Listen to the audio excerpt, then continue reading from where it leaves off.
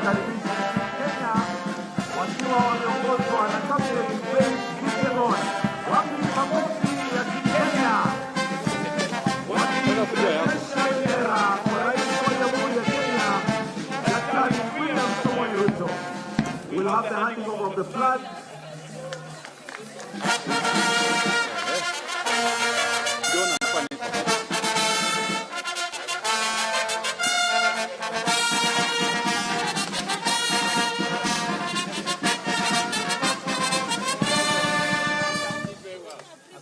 At least I'll request that you all face the band as we prepare to have the national anthem, followed by the East African anthem, the Kenyan national anthem.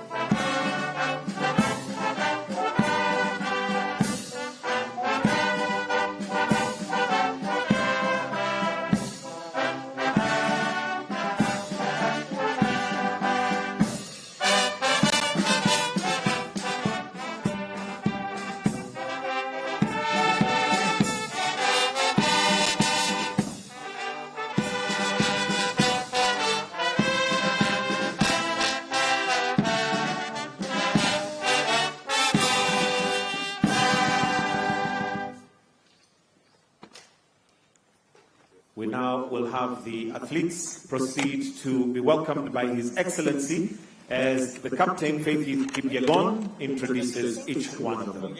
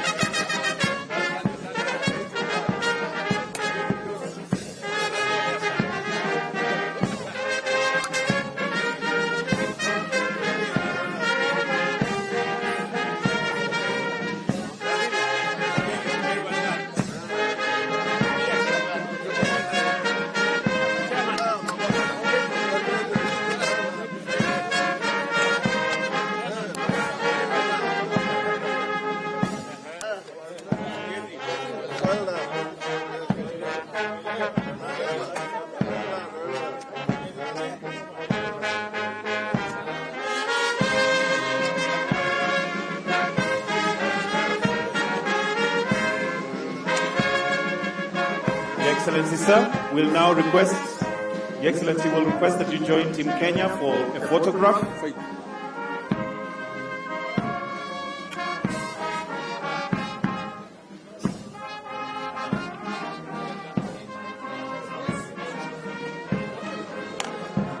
We have two photos.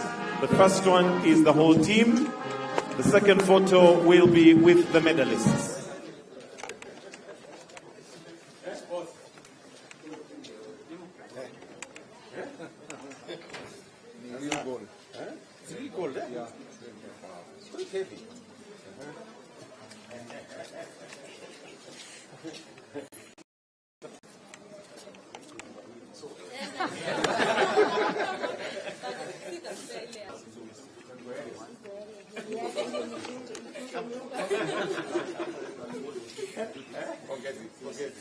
Thank you again. Thank you again. Thank you again. Asante sana, eh? Thank you. Thank you again. Hi.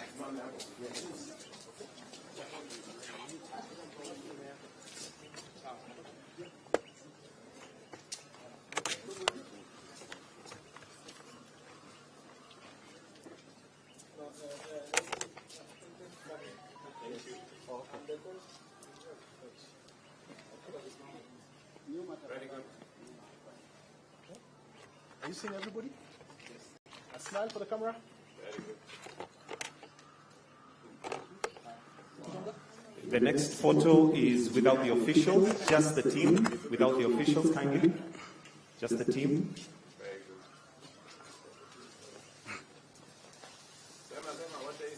Very good. Just the team without the officials.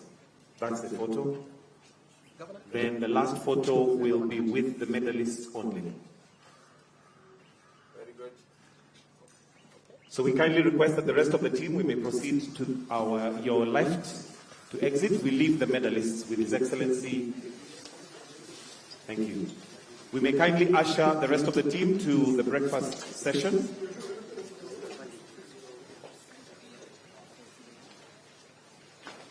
Are we good? Are we good?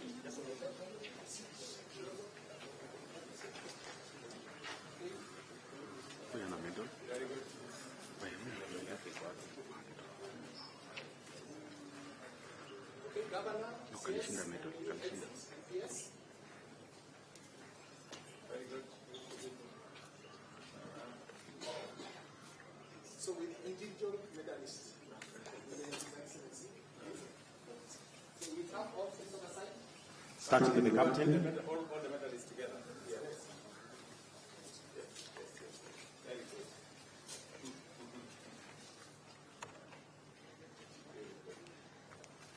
Asante sana. We all move to this side, so we get individual. I start with this one. The captain.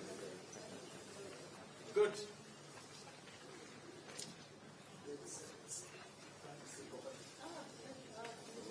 Very good. Good. Okay. Great. Look at that. Very good. My friend, very good. Very good. Thank you. Boss. Very good.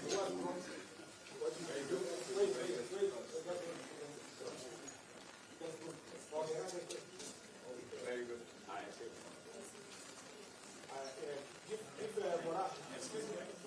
Very good. Very good.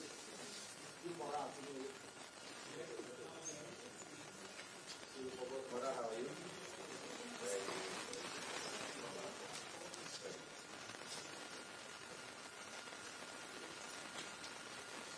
Sawa.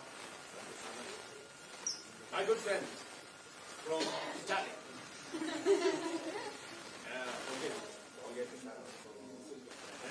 Karibu sana boss. Very good.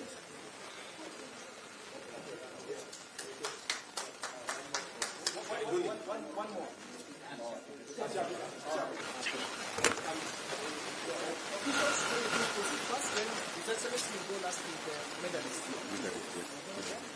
All officials. You're the best. when we saw every time the national flag was hoisted and our national anthem.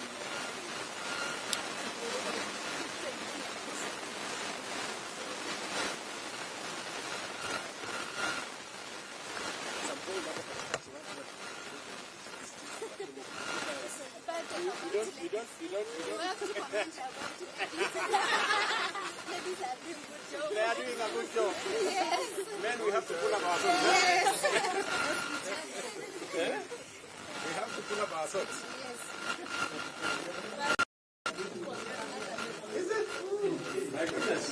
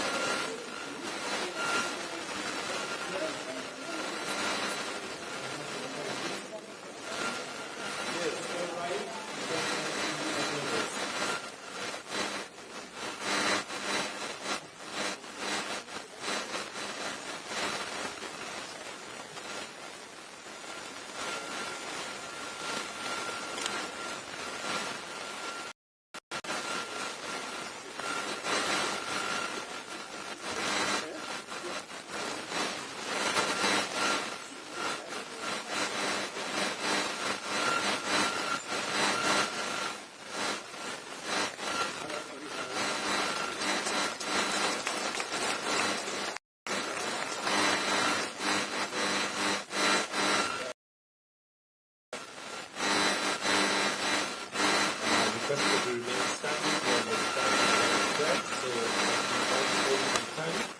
which is a former world women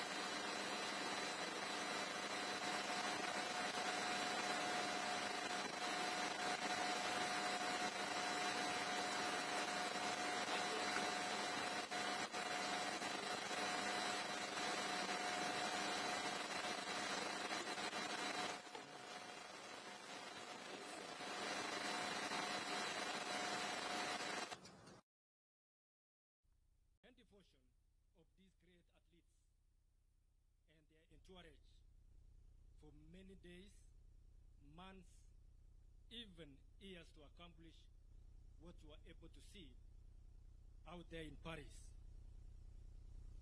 But it is such a responsibility that we take with great honor and pride, donning our national colors for our motherland at the parade of nations in Olympic Games.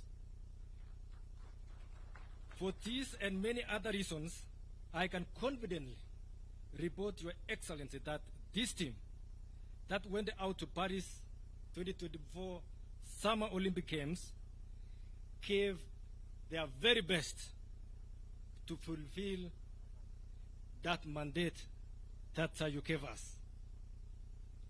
Obviously, we as a nation, as a country, have participated in many Olympic Games, and the citizens of Kenya rightfully demand more from our athletes whenever or wherever they go outside there to compete.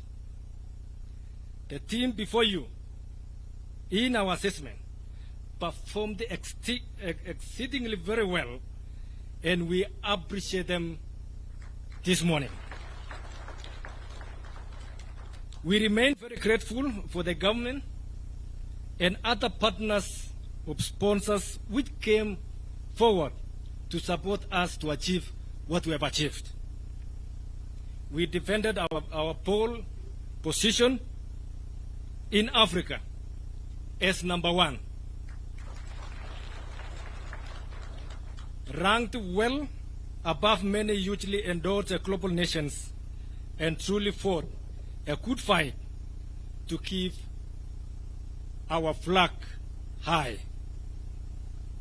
It was because of this exemplary work of our athletes that Kenya House, set up in the heart of Paris, received thousands of visitors keen to know, meet, and greet these incredible athletes, a true sports tourism promotion that I've never seen it before. Your Excellency, our work towards the next Olympic Games, including the first ever Olympic Games in Africa, in Dakar in 2026, Youth Olympic Games, it starts immediately.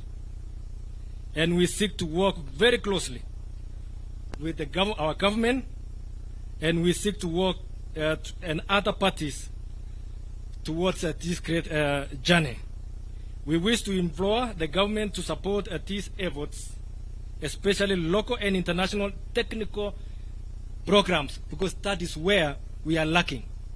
When it comes to technical, we need to see that if it is possible, and I think it is possible for the government to link us, especially when it comes to parts of the world where they have these activities for us.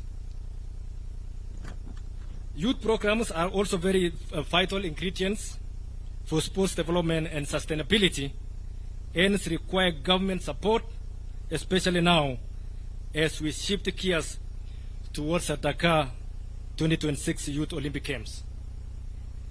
Your Excellency, most sports federations operate without, and this is true, have been around for some time, that most of our federations, they don't have any physical offices, and it could go a long way if they could be given office space at our national stadiums, which we have, and especially at Nyayo and Kasarani, so that they can facilitate them to ease the accessibility and promote better services and governance at the same time. We have no doubt of this enhanced collaboration and partnership opportunities with and from other governments. Thank you once again, Your Excellency, for inviting and hosting us in this Bromley well-prepared reception for all of us and in honor of the assignment that you gave us. Your Excellency, thank you very much. I think this team, they deserve this. Thank you very much, and may God bless you.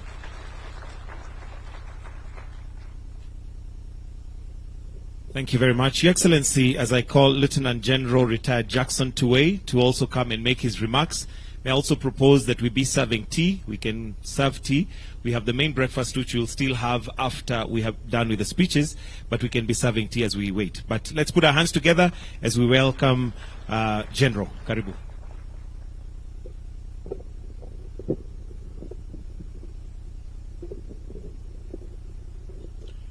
Thank you very much. Your Excellency, the President of the Republic of Kenya, the Deputy President, all the protocols observed. Your Excellency, the President of NOC, Paul Tergad, has said all that we wanted to say here. Mine is just on the athletics, because that is what we did there. And I want to introduce to you the athletes who went to Paris, and particularly the ones who came back with the medals. They did very well, and those who did well also. We had 44 athletes from athletics and 16 officials.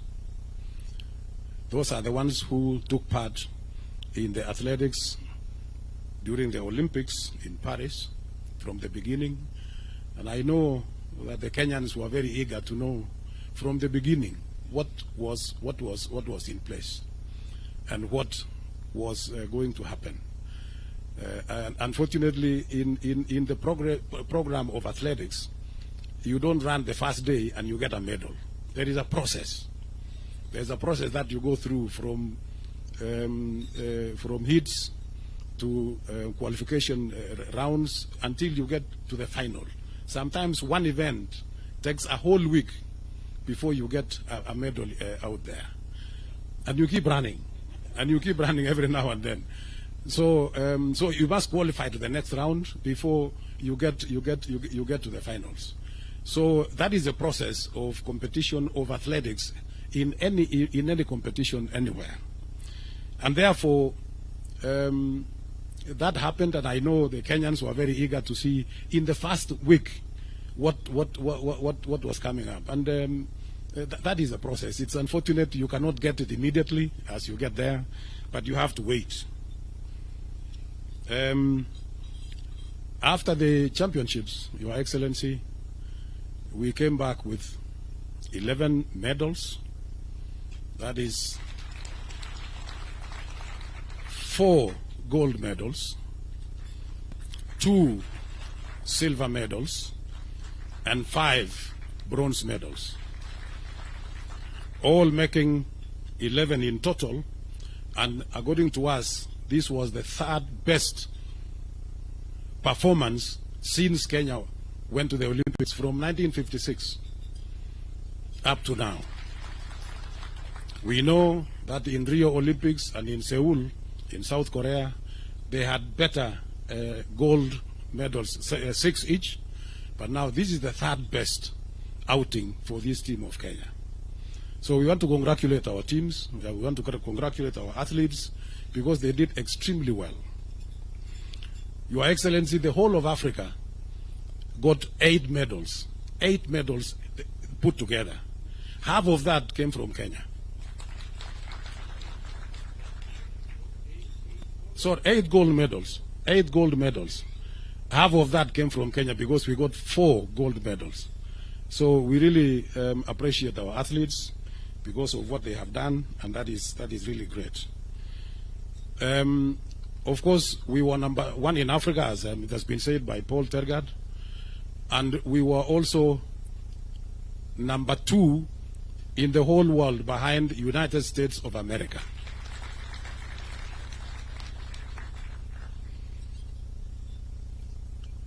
The athletes who brought or who came back with that achievement allow me, Your Excellency, to introduce each one of them. First of all, we had Beatrice Chebet, and Beatrice Chebet came back with 2 gold medals. Your Excellency, if I may introduce Chebet slightly more than that, the first time Beatrice Chebet took part in athletics championships was in 2019 in Aarhus in Denmark during the World Cross Country, where she won. She has actually never lost a single event. Last year, during the World Cross Country Championships in Bathurst in Australia, she also won in the cross country. This year, Your Excellency, again in the World Cross Country in Serbia, Belgrade in Serbia, she won in the world. And now she has repeated for the first time. We have had one athlete, one female athlete, who has brought in 2 gold medals in any Olympics. That she is the one who has brought this. So we are very happy. We are very grateful. She is a young athlete. She is only 24, and she has done extremely well. Again, we saw yesterday the Inspector General of Police promoted her to the rank of corporal. So congratulations, Beatrice, and thank you so much. Next, Your Excellency, is Faith Kipyegon.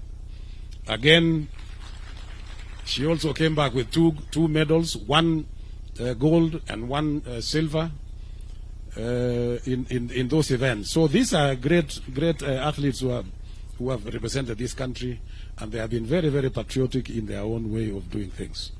We know Faith at one stage was a little bit disappointed because of what happened, and I'm sure you must have seen, but we had to make sure that everything else went on well. So congratulations. The other gold medal is Emmanuel Wanyonyi. Your Excellency, Emmanuel Wanyonyi has just graduated to the senior level. He was in the youth category until three months ago. So now he has graduated. He is now in the senior category, and he is the first time that he has won in the Olympics 800 meters gold medalist. Congratulations. Then we had Ronald Kwemoy. Ronald Kwemoy, Your Excellency, was running 5,000 meters. He came back with a medal, a silver medal. Then we had Mary Moraa. Mary Moraa, 800 meters, actually the defending champion. She came back with a bronze medal. Then we have Faith Cherotich, the young girl. That was actually our youngest girl in the team among the 44 members of athletics, and she was running steeplechases, 3,000 meter steeplechases, came back with a bronze medal. Then we had Benson Kibiwot, Benson Kibruto in the marathon. Benson Kibruto in the marathon. Congratulations, a bronze medal. Then we had Abraham Kibiwot, 3,000 meter steeplechase. He did extremely well, came back with a bronze medal. And then we had Ellen Obiri, who is not here. She went back, Your Excellency, to her training base in the United States of America. She also won a bronze medal. And I think I don't think I've forgotten anybody.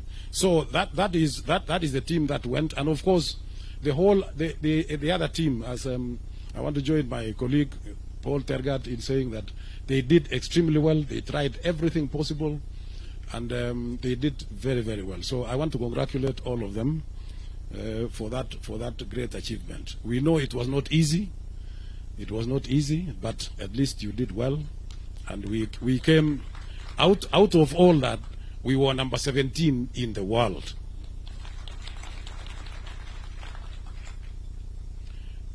Your Excellency, as I finish my remarks, I want to thank you and the government of the Republic of Kenya for the support that you have given to these athletes. We are very, very grateful. We want to thank the ministry for the support that they have given us through the fund that has also given a lot of support. And we have started now the youth camps, so that we have the youth that will develop, that we need to nurture, so that they can develop into the just like Wanyonyi and Beatrice and even Faith. By the way, they all came from the youth. All the three of them came from the youth program. So now we have started that program, and it's going on very well. Every time when the schools are closed, we have those 45 teams in every part of the country. We want to cover every part of the country. Finally, Your Excellency, I want to thank the uniformed services, the National Police Service, the Kenya Defence Forces, the Prison Service, and the universities. Those uniformed services have assisted us in particularly recruiting some of our young athletes. And we are in very close contact, we are in very close cooperation with the services, so that anytime there is a recruitment, we coordinate together, we agree, we give them the results of each youth championships, so that they can now select from there. And that is how we promote this. The universities also are doing the same. And now, among our affiliates, those are our affiliates. Now we have invited newer affiliates, so that we can then take our level, our championships to a different level.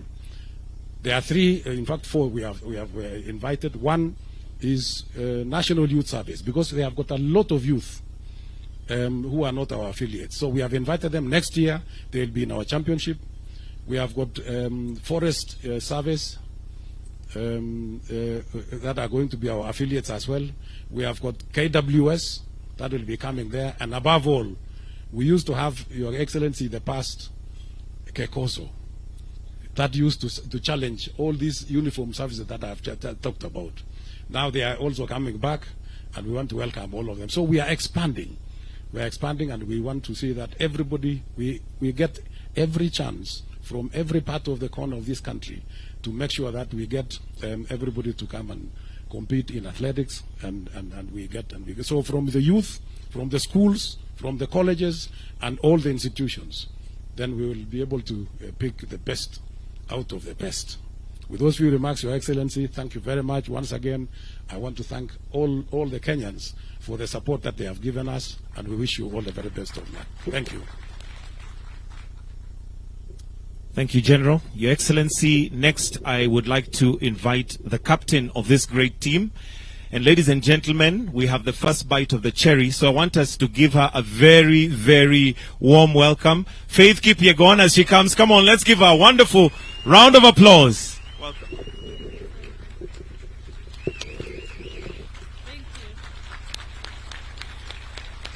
Thank you so much. You may be seated. Thank you. Thank you so much. Your Excellency, the President, Your Excellency, the Deputy President, Your Excellency, the First Lady, CSS who are here, governors who are here, Mutanisamia, because of protocols. I only know how to run, but I don't know how to follow the protocols. But we are really, really, truly grateful for this morning. Tumefurahi sana kukaribishwa nyumbani. As a team captain, naesema we give it all. We give it all. The competition out there, it was competitive. Hata mimi nilikuwa nimesema hii that time naona ikipotea hapa. But I'm really grateful I could defend my title, and thank you for the opportunity I was given to lead the team to Paris. It was my first time to be the team captain, and then tukakuja number 17 overall, number 17 worldwide. So I'm so grateful. So Your Excellency, we are so grateful with the support from the government, from the ministry, NOC, Athletics Kenya, our fans from all over the world, from America, Paris, tulipata ugali. Thank you so much. At least tulipata hiyo managu ili to strengthen kabisa. Thank you, Paris, for the good host wali to host huko. First and foremost, let me say thank you. Penye CS aliarrive huko, at least tulipata national anthem pili hiyo siku. I was surprised. And thank you so much. What I mean is, like, for the CS to come there and join us as athletes, nilishanga alikuwa kwa bus pia. I was surprised kumwona kwa bus ya kwenda village na kuzunguka hapo kwa uwanja. So it was really good to see him around. And for the motivation, it was really good for the athletes na tukangangana. So I don't have much to say, but thank you so much for the support. Athletes mutasema kitu mnataka nianze kuambiana. So at least we are home. At least we are home, tumekaribishwa. But thank you, Your Excellency, for the warm welcome. We are really truly grateful. Tumeona tumekaribishwa. Watu walikuwa niliulizwa na chef jana, uliona Botswana venye walikaribishwa, nikasema acha tungoje yetu asubuhi. And this is it. So we are really grateful. You know, at least to motivate kama elite athletes, especially I, defending title for the third time, back to back. That was not an easy task. Najua nimemotivate Faith hapo. Bado ni mdogo, she was our last one of the team. So, yeah, thank you so much. Asanteni sana. Thank you for coming, and may God bless you all. Thank you. Another round of applause for the captain, Faith Kipyegon. Thank you very much. Your Excellency, next I would like to invite the Cabinet Secretary for Youth Affairs Sports, Honorable Kipchumba Murkomen. Tupigie makofi tafadhali. Karibu. Thank you very much, Your Excellency. Your Excellency, President William Ruto, the Commander-in-Chief of our Defense Forces, the Deputy President, Speaker of the National Assembly, and all the protocols observed,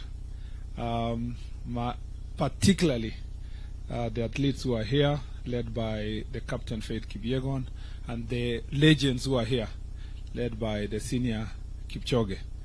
With the other one is also a legend. So maybe to be a legend, you have to be a Kipchoge. And all the protocols observed. Good morning. Good morning again. Your Excellency, we are very excited to be here, and to be here to celebrate our athletes who have done exploits in the world. I want to congratulate them for doing a fantastic job.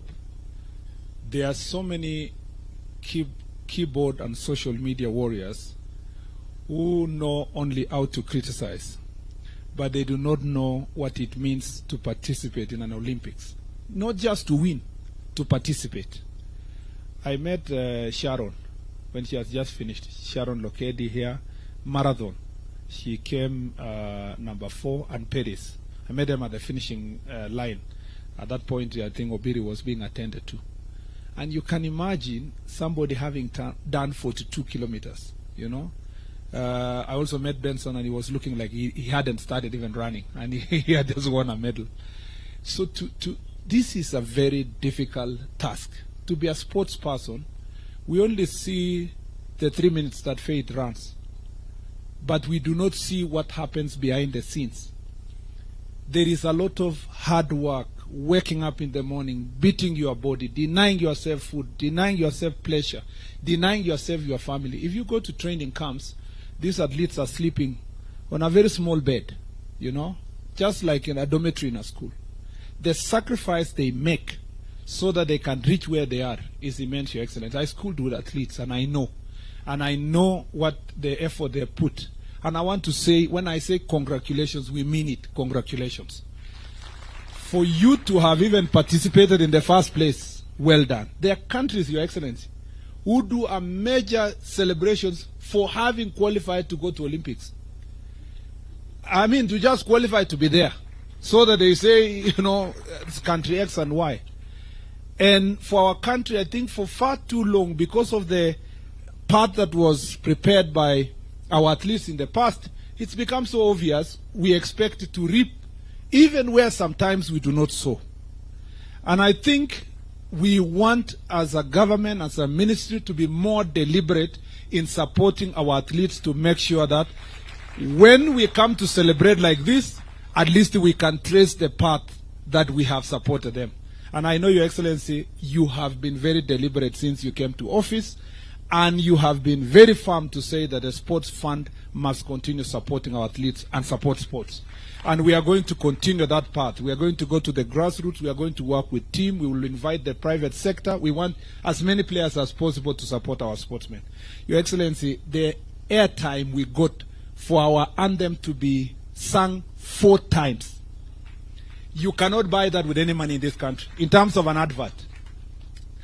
When I was in the streets of Paris with my peers, we tried to joke the last five kilometers to the end of the marathon. And I don't want to say what happened to the PS, but Your Excellency, when I was there, when people see the Kenyan jersey, the uniform with the Kenyan flag, immediately stop you and ask you, where can I buy it? In fact, there was a shortage of this uniform in Paris. And I think if I was a private investor in Kenya, I would put my money on athletes. I would put my money even for them to wear a cap with a small branding of my company, because the airtime you get is incomparable. And I think this is the best. And I want to thank Brand Kenya for giving out these armbands. Every athlete in the world, the American sprinters, the Europeans, they were wearing that armband, Your Excellency. And they are gladly posting on social media, on TikTok. If you go to TikTok now, our flag is all over with world beaters and world record holders. So this is an opportunity for our country. This is an opportunity for us to market ourselves. It's an opportunity for us to grow Brand Kenya. I know many people will come to Kenya based on these athletes as tourists, and I think we have a great potential to make sure that athletics and sports is going to be a great thing for us. Your Excellency, going forward, you know we are only depending on runners. Other countries, why they are reaping so much gold, they have many other things. We don't understand why we don't have people who can just shoot. There was a Turkish guy who was just standing there. He doesn't even wear anything, and he's just, Even archery, we should be able to participate. And we know where the problem is, Your Excellency. It's in the leadership of the federations. Most of the federations are not organized. And as a ministry, we want to promise that the federation for swimming, for badminton, for these archeries and all this, we are going to call them, we organize them, we support them, so that in 4 years we have more disciplines participating in the next Olympics. We need to return the days of Wangila with boxing. You know, Your Excellency, we used to win medals in boxing and all these other areas. If we do so, I have confidence that if we prepare ourselves as president of NOCSAID and our president for AK has spoken, in the next 4 years we will come back home with better medals. The last thing I'd like to say is that, Your Excellency, we thank you very much for being of great support, for following this team personally, for making phone calls to find out what's happening, and for having sports in your heart. Thank you for the investment you have already put insofar as infrastructure is concerned. We'll be prudent in supporting that infrastructure. We'll make sure that our athletes, the other day CNN covered our athletes training in Camarines Stadium in a very deplorable state. We believe, Your Excellency, in the next preparation for Olympics, Camarines Stadium and other stadia in the country will actually have here in Kipchoge, as you are about to launch, the one in Kapsabet, the one in Nairobi, the 3 in Nairobi, the one in Wote, the ones in Kisumu, in Mombasa. We want to see our athletes running in Garissa and being able to have athletes that look like the ones who are in other countries coming also from such areas, pastoralist areas. And we will do that to make sure that this country move forward. I don't want to say much. This is your event. Thank you for hosting us, doing it so fast, Your Excellency, to the extent that Tergad had to work so hard to get a ticket to be here. Thank you very much for making it possible for us to be here today.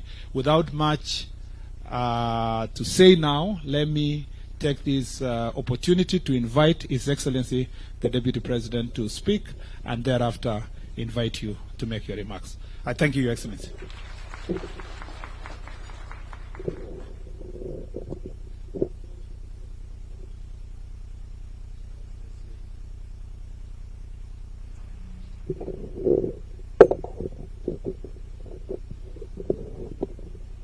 Your Excellency, our President, Dr. William Ruto, Your Excellency, the First Lady, Mama Rachel Ruto, the Speaker of the National Assembly, the Right Honorable Moses Wetangula, the CS, in charge of sports, our great heroes and heroines, the Olympians, good morning. Your Excellency, what a beautiful day, what a moment that we are here today,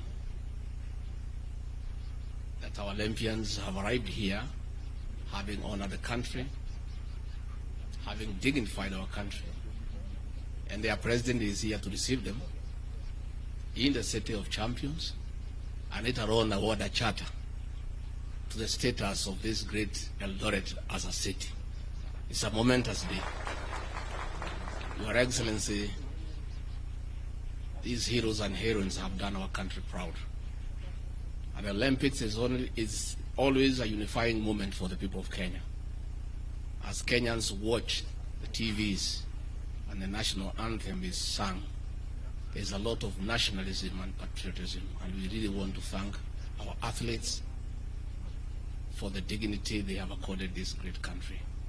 I want to encourage you to continue carrying the name of our country high. It's only probably these officials can engineer the rules, because the people of Kenya are normally very patient. The people of Kenya would like us to go straight to the finals and get the medals. If it were possible, I think it's something you can work on. Because even that impatience that was there is because they don't know that process. That for you to get a medal, you need to go through many processes. They just want the medal and nothing else. If that can be reworked, I think it can satisfy the people of Kenya. I don't think it is possible. I was telling the President this morning that in this country, if criticism was a sport, we would win all the medals. As we were waiting for the medals, all manner of critics in social media were all over hammering us. We are not doing well until the medals started coming. But I don't think the Kenyans were meant bad. I think they just won the medals. So we just have to bear with them. Finally, before I call the President, is to tell our athletes, our heroes and heroines, this sport comes with some little bit of money. Please invest it well so that you live a good life after you retire. I did not know that this running had come with some bit of money. If I had known when I was young, I would have been a gold medalist.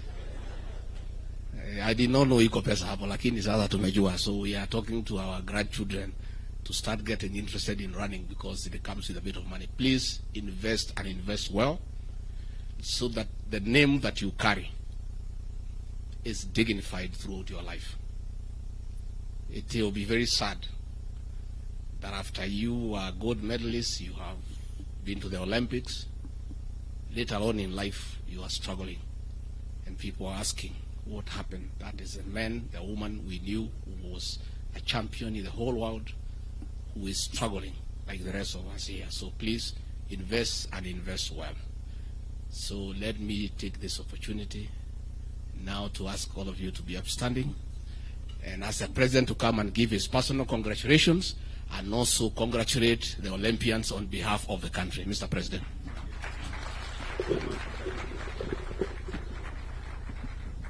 Good morning, everybody.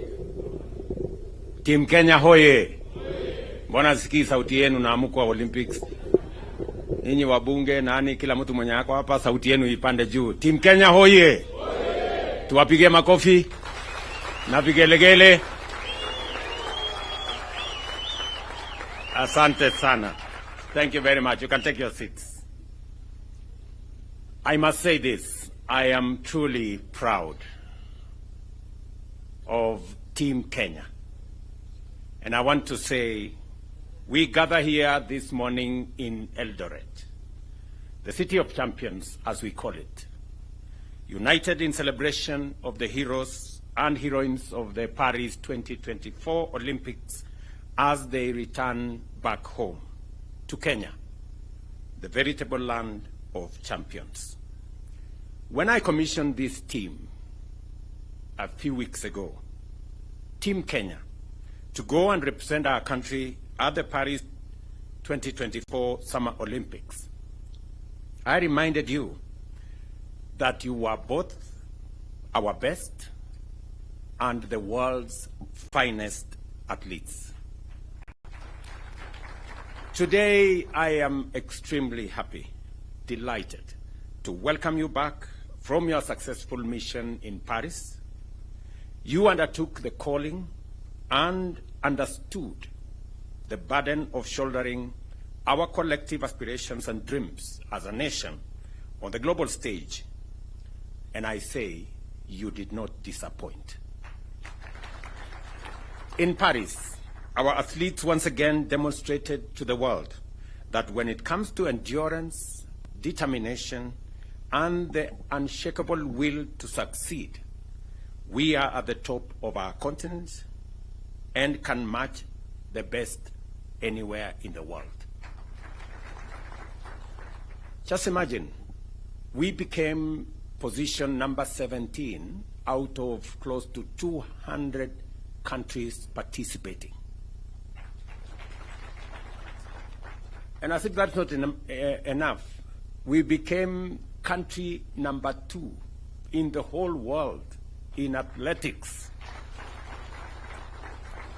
As has been said here, there are countries who celebrate just to qualify to go to the Olympics. Yes, and I'm told number 1 is a huge country called the United States, which is almost a continent. Leading this remarkable feat were our golden stars. And you know them. Beatrice Jebet here. Tumpigie makofi huyu mrembo jamani. Who not only conquered the 5,000 but also brought home gold in the 10,000 meters, marking her place as a true queen of middle distance running. And of course, Faith, the one and only Kipyegon, who continues to rewrite history with her 3rd consecutive back-to-back, as he says in her own words, Olympic gold in 1,500 meters and a silver in 5,000. And we all have a rough estimate of why that 5,000 went the way it did. Yeah? And of course we have Emmanuel Wanyonyi, who brought home gold in 800 meters, a victory that cements his status as a rising star in Kenyan athletics. And when I had a chat with him this morning, he just graduated, as the president of Athletics Kenya said, from the juniors, now to the real game. And he has a bright future, as we all can see. Let me also celebrate Ronald Kwemoy, who secured bronze in 1,500. And Helen, of course, Obiri, and Benson Kipruto brought home bronze in the women's and men's marathons, respectively, reminding us that even in the face of challenges, our athletes never lose sight of the finish line and will fight for glory to the tape. We saw them, and sometimes we never understand the sacrifices that are made, the commitment that is put in place, and the determination over many hours, many days, weeks, months, and years for one to do that final minute dash and win. Congratulations to you all. Your victories are just not medals that you carry. They are symbols of our national character, a testament to what we can achieve when we believe in ourselves. On behalf of every Kenyan, I am profoundly proud of you and grateful to you, Team Kenya, for taking the heart, soul, and spirit of your fellow countrymen to Paris and shining for our motherland. Every time we saw the Kenyan flag, every time the Kenyan national anthem was played, we felt on top of the world. It was quite an emotional moment, and we are very proud to receive you back home. But our pride doesn't end there. As a country, we have set our standards and expectations extremely high when it comes to gold and championships and tournaments. While we acknowledge your impressive performance, we also recognize that our potential remains immense. Our athletics are increasingly under encroachment from countries that have studied, learned, and perfected our skills to our detriment. As a government, at the national and county levels, we must scale up our deliberate collaboration with all stakeholders, such as sports federations, to develop a sports policy framework that will address these gaps and stop what is going on so that we can progress our sports ecosystem to the place where we all want it to be. We all know why we have 4 gold medals. Because the 5th gold medal on steeplechase is missing. Mr. Murkomen, you know, when immediately Kipchumba Murkomen was sworn in, I put him on the next plane, and I told him to go to Paris. And I am very confident that under your leadership, understanding very well, having learned in a school where sports, in Iten where sports was a big thing, I'm very confident that you're going to lead this ministry into where the sports fraternity wanted to be. As we honor these heroes, it is only fitting that we do it here in Eldoret, the city of champions, the newest city in Kenya today.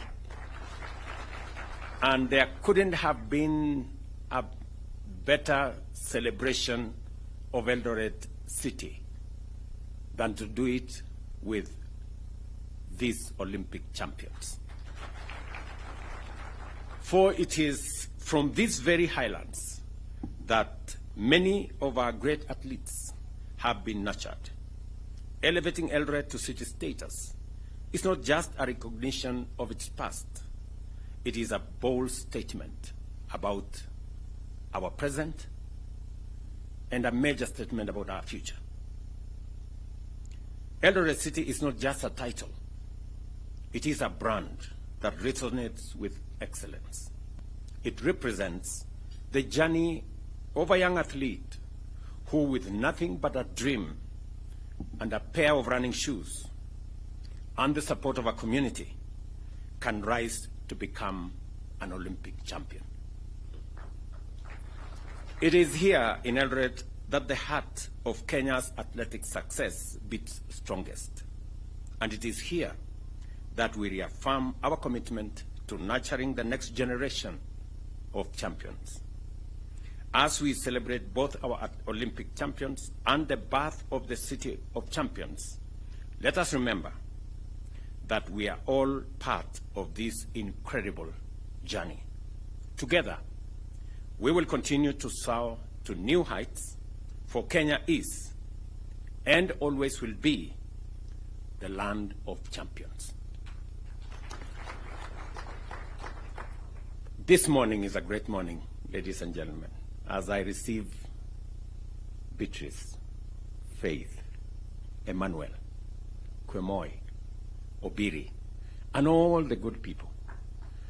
These people are great Kenyans. It is not always that on a global stage, a country is celebrated. It reminds us as a country what we can achieve together. I want to persuade us as Kenyans to celebrate our successes. We are a great nation. I know we set standards, very high standards for ourselves, but I also want to dare say that even as we set standards very high for ourselves, let us remember to celebrate our achievements. Let us remember to celebrate our success. It is not always that you become number one in Africa. It is not always that you become number two globally in athletics. It is a major feat. Even as we criticize ourselves, we must remember to celebrate our success so that we don't judge ourselves too harshly and sometimes bring down the spirits of the men and women who do their best, go out of their way, make sacrifices to make our country great. In our midst, we have great men and women. We have Kipchoge Keino here, a legend. Huyu mzee tumpigie makofi jamani. Can we celebrate Kipchoge Keino? Wapi nduru ya huyu mzee jamani, Kipchoge Keino. You know? We have always known Kipchoge Keino. In fact, many people think he is in the league of Vasco da Gama. Because he's part of our history. He's part of what we learned as we grew up. The fact that he's still here in our midst is a great testament of what sports can do to a person. Congratulations, Mzee. And we will continue to celebrate you. We have great sportsmen. Just seated next to him is a great medalist, gold medalist. Yeah? Ezekiel Kemboi. Tumpigie makofi Ezekiel. You know? At one point he was called Babayao of sports. Yeah? And of course we have the great man who is now the president of our NOC. You know? Paul Tergat. Pigeni makofi. And we have many. And what do I say? You know, about the man who tells us, no man is unlimited. Eliud Kipchoge. Yeah? Eliud is a great legend, you know, and I know how people were disappointed. You know, many people, you know, made all manner of comments. How can Eliud not finish? You know? But Eliud, we celebrate you. You have held our flag high. You are a great Kenyan. You are a great legend. And many of the other athletes, please, people, let us celebrate these men and women. Let us criticize them less. They do a lot. They go out of their way. They make sacrifices to make our flag be flown in capitals around the world. Right? Tafadhali, you know, I know we set for ourselves very high standards, but we must be careful to know that when we are successful, we must remind ourselves to thank God and to celebrate and to appreciate. So I am very happy this morning, really, that these great men and women have brought success to us. They have brought glory to our country. We are celebrating here, and we should never, ever take for granted. You saw the kind of celebration in Botswana for one gold medal. One. We have 4. You know? And if you read some places, people are criticizing, oh, you know, our team did not do very well. I don't know what. I don't know what they would do if there are many countries who went with large teams to Olympics. They never got a single medal. You know? Out of the 8 gold medals in the Olympics that came to Africa, 4 came to Kenya. Situpigie makofi hawa wangwana jameni. Tuwapigie makofi. This is a wonderful, wonderful moment for us. And that is the reason why continuously, it is the reason why we established the Sports Fund. It is the reason why I gave firm instructions in 2022 that the Sports Fund will be used for nothing else other than sports. There was an attempt to spread that money to other areas, to do many other things, to do many other interventions. I have given firm instructions to Waziri, you will get it in your office, that Sports Fund is for our sportsmen and women, to promote sports infrastructure, to promote our sports support for our sportsmen and women, to make sure that we recognize them, we keep them well, we treat them well, and we make sure that they succeed, because they are our greatest ambassadors for our nation. As I said, many people will visit Kenya because of what they see in our sportsmen and women. Many people will come to Kenya because of the brand of our country that we have elevated. And we must continue to elevate brand Kenya in every way that is possible. I wish every Kenyan can make a contribution, as small as it is, or as big as they can, to make Kenya that brand that the world wants to look up to. And we cannot brand Kenya by doing negative things. We can only brand Kenya by doing the things that the world can celebrate about us. And I am very proud this morning, almost emotional, that these sportsmen and women are making our country great. Look at Beatrice. You know, with her small body. You know. And she has made the whole world to stop and play the Kenyan flag. Can we celebrate this girl? Really? This girl, Faith, has done it countless times. You know, it is not always that a person, in fact, you will give me the statistics, General Tuwe, whether there is another human being who has done one gold consecutively in 3 Olympics. It is very rare. You know? So, Faith, we celebrate you. You know, you are a great Kenyan, and we appreciate what you're doing. Look at this Emmanuel guy. Very young guy. He just, how old is he now? 20. You know? This guy, you know, now, the first, in his debut, the first time he participates in an Olympics, and he wins gold. This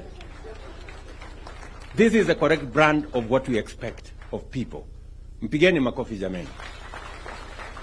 You know, these are the great Kenyans. Thank you very much, Emmanuel. You can take your seat. You know, look at Faith, the last born of our team, right there. You know, with a great future ahead of her. You know, let us celebrate these good people. And the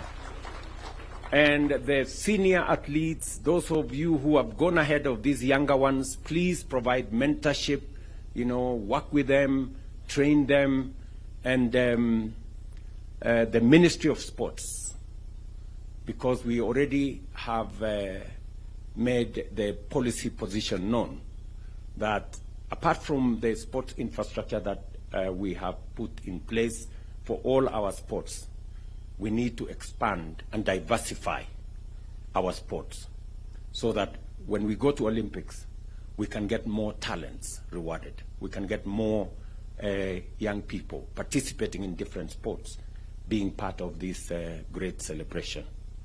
Waziri, you are aware, we already are focused on another 25 sports academies around Kenya. I expect that after the designs have been completed, I already gave instructions on the designs to be done by the School of Tibet with other professionals, so that we make sure that we nurture talent from youth, from the bottom going up. The reason why we are expanding our sports academy to 25 different places in Kenya is so that, like the way, you know, Wanyonyi has come through, Faith has come through, Beatrice, from the juniors, that is where we need to build more talent. Even in our football and all the other sports, we must begin to build it from the bottom so that we can harvest and harness as much talent that is out there as possible and provide the infrastructure for training. It has been said here by Paul Tergat that sports is becoming very technical. We need a lot of technical expertise. We need a lot of training. We need a lot of science. We need a lot of understanding around it. And Kenya being the country that is foremost in our continent, we must actualize, internalize, conceptualize, and bring it to be in our country so that our talent can be nurtured. You know? You remember this good man who used YouTube.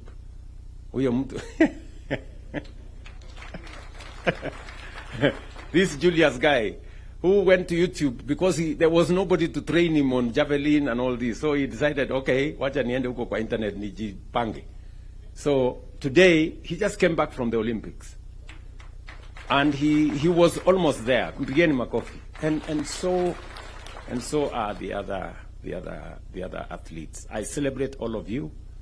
We will make sure that we give you due recognition, and the efforts you make, the sacrifices you make, we will, to the extent possible as government, try to recognize and reward those efforts that you're making. I have given very clear instructions to the ministry on the kind of reward system, you know, Waziri, on how, so that, you know, more young people can understand that there is something in sports, and the sports can be a career. And let me also say this, that we have a whole commercial business around these sports. You know, our business people are sleeping on the job. They are sleeping in business. You know, how can people be looking for Kenyan sports wear and sports gear in Paris and there is nobody to sell? You know? What are you doing? Here in Kenya, kelele tu, tunapigiana kelele hapa. Watu wangekuwa huko Paris wakiuza vitu huko.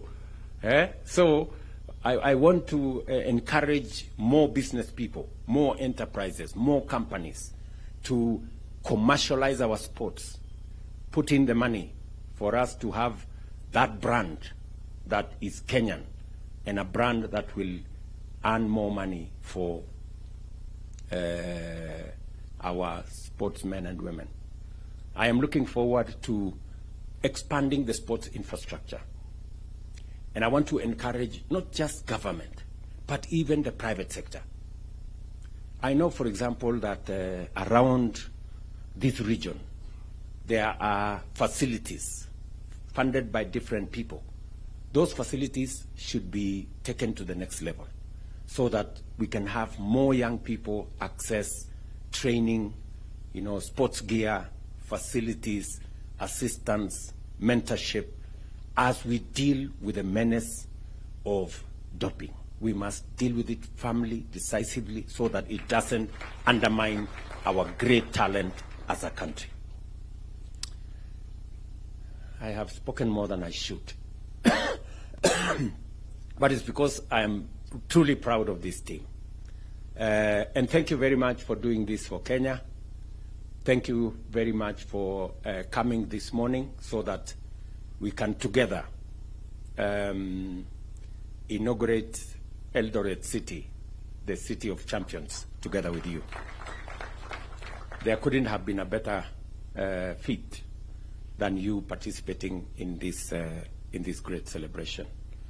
So, asanteni sana. I wish you well. I don't know, you're going to have breakfast. I know we are running short of time because the other event we are already behind schedule. Lakini muta kidogo. I am told you eat very little. Ama you eat little wakati muna practice. Mukitoka huko munafanya compensation. So karibuni sana for a quick breakfast so that we can go and do the City of Champions celebration. God bless you. I wish you well. Your Excellency, sir, before you depart kindly, we had the cash presentation awards. Okay. Let me introduce First Lady, Madam Rachel Ruto. She's here with me. And just the same way we have a last born there, I also have my last born there, Mia. Thank you very much. All right. So the cash presentation awards will start, Your Excellency, with the gold medals with Beatrice Chebet. Tumpigie makofi tafadhali, who won a gold, and she's the third woman in history to win both events. That's the 5,000 and 10,000 meters at the same Olympic Games. Let's give a hearty clap. The next gold would like to celebrate is that of Emmanuel Wanyonyi.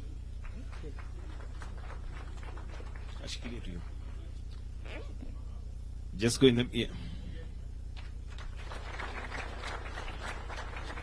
And the third gold we'd like to celebrate is that of Faith Kipyegon.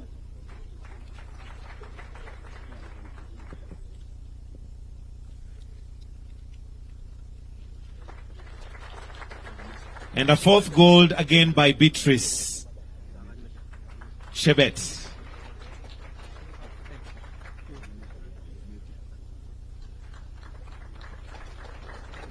Now we'll move to silver, and we'll start with Faith Kipyegon, who also won a silver. Makofi ya Faith Kipyegon.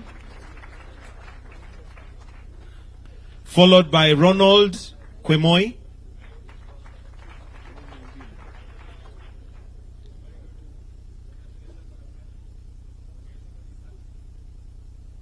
Then we'll now celebrate the bronze medals, starting with Mary Mora.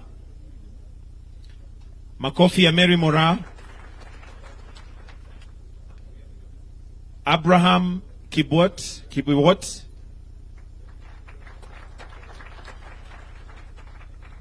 Still on bronze, Abraham. Faith Cherotich.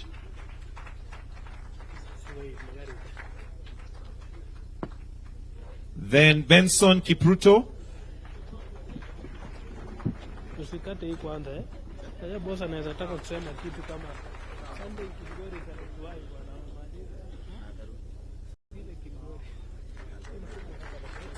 Benson Kipruto.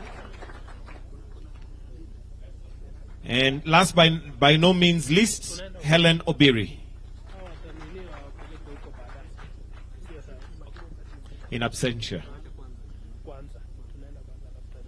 Helen is in absentia. All right, thank you. Your Excellency, that brings us to the end of this session. Thank you, Your Excellency.